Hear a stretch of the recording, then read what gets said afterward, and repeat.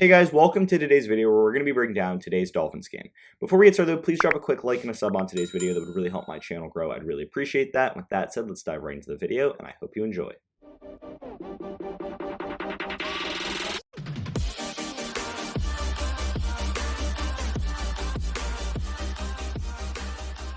What a terrible game.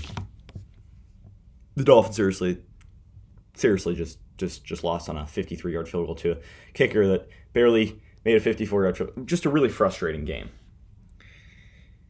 Wow. Anyway, let's start with the Dolphins. I mean, the Jags, yeah, they got lucky. Come on.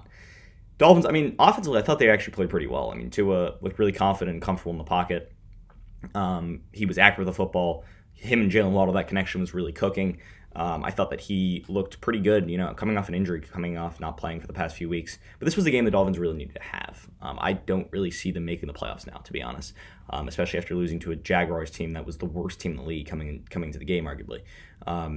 And the Dolphins just didn't have enough. They didn't have enough. Offensively, I thought that they were fine. Tua looked good. Jaylen Waddle looked good. Mike Gesicki had a really big day. The offensive line honestly played pretty well too. I don't think Tua honestly got sacked once. There was a lot of pressure on him, but the main problem for the Dolphins was they couldn't run the football. They just couldn't run the football. And the fact that they weren't able to run the football is what ended up losing them the game. Malcolm Brown having that 4th and 1 going for it, sure, I think that's still the right play call. But you weren't able to run the ball. You weren't able to create holes for your running backs. Myles Gaskin was really quiet. Jevon Holland was pretty quiet. Malcolm Brown was really quiet. There wasn't really much running the ball that was going on, and that was effective for this Dolphins team.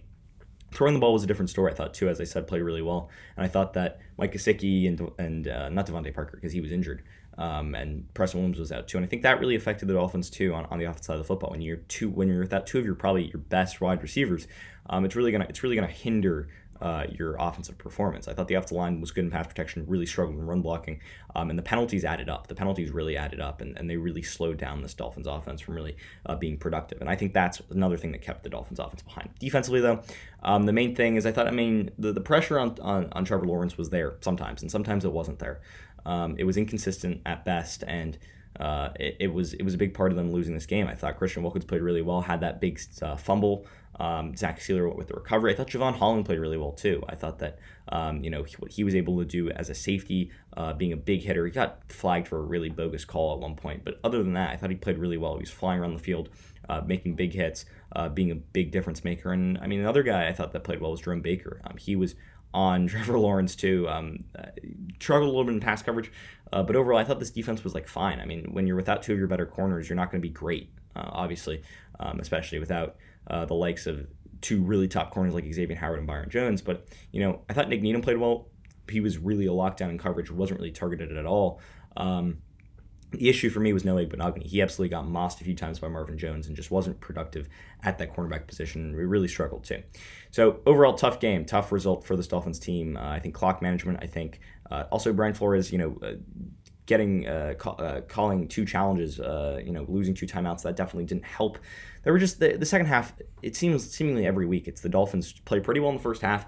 They're able to stick with the team they're playing, and then after that, it's just collapsed. It's utter collapse. And this game today was no different. The second half intensity and effort needs to be put in. I mean, the football game's 60 minutes. It's a full 60 minutes of game, and the Dolphins continuously are playing 15 to 25 minutes of football games and allowing the other 30 minutes for the other team to get back into it. So really just tough loss.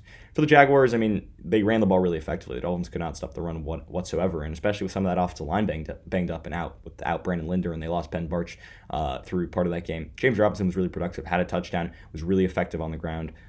Through the air, I thought that Marvin Jones Jr. was absolutely fantastic. Trevor Lawrence was making the right reads, making the right throws, looking really powerful and accurate with his ball placement. Marvin Jones Jr. was absolutely massive for them. He was over 100 yards through the air, had a touchdown. He was really productive. Defensively for them, I thought that they didn't get quite enough pressure on Tua Tagovailoa. That was the only reason Miami was able to stay in the game. But they were able to stop the run, and they were able to be fine enough in pass coverage to really prevent any real Dolphins opportunities or many Dolphins opportunities.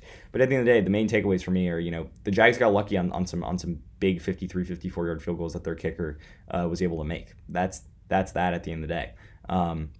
And the Dolphins were a little bit unlucky with that. And you know what? That's football. It goes both ways. And the Dolphins, they moved to 1-5 now, which is absolutely ridiculous. They should have had this game. They really should have had this game. This is going to be a tough loss. I don't know how they're going to bounce back from it. But the good thing for me is they were without their best players. They were without three of probably their best 5 players. With no Devontae Parker, no Xavier Howard, no Byron Jones, and Tua Tagovailoa looked really good. I mean, he was over 300 yards, 2 touchdowns, and an interception that was kind of ugly. But other than that, I thought he played really well, and I thought that Tua was in command of the offense. The offense looked good around him. So that's a good thing to build on as you get your corners next week, hopefully. Hopefully the defense improves. But, that's just a really tough result against the Jags. And big win for the Jags, winning in London. They're kind of London's team, so I guess it's a big win for them, and they get their first win, Trevor Lawrence's first win, as well as Urban Meyer's first win of the season and their first win in the NFL. But tough loss for the Dolphins. Just really tough loss. And with that said, that's pretty much going to end the video for today. Did you agree with my analysis? Why or why not? Leave your comments and thoughts in the comment section down below. I'd love to hear what you guys have to say. Also, if you're new around here, please drop a like and a sub on today's video. I'd really appreciate that. And with that said, I hope you enjoyed the video. And until next time, see ya.